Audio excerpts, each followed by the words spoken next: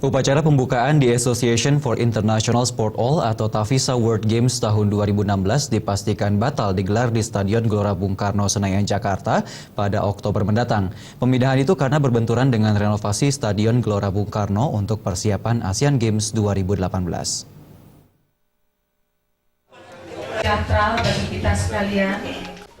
Setelah mempertimbangkan beberapa aspek penting di Stadion Utama Gelora Bung Karno, Senayan, Jakarta, Federasi Olahraga Rekreasi Masyarakat Indonesia atau FORMI akhirnya memutuskan memindahkan pembukaan Tavisa World for All Games ke Stadion Bekasi, Jawa Barat.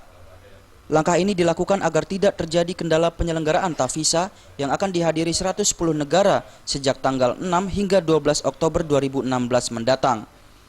Hal tersebut disampaikan Hayono Isman dalam lokakarya media FORMI tahun 2015 di Jakarta. Menurut Hayono, pihaknya tidak ingin mempermasalahkan kendala yang tengah dialami Stadion Gelora Bung Karno yang diperuntukkan untuk Asian Games.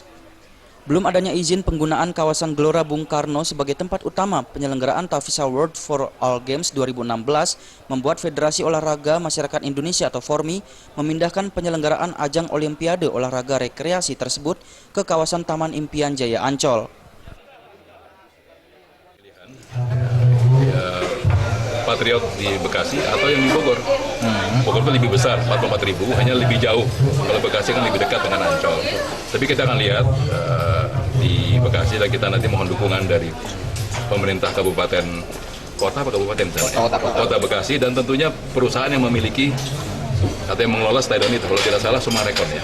Kita nanti mohon dukungannya bagaimana pada saatnya mereka bisa siap untuk menjadi arena pembukaan daripada Tavisa Games.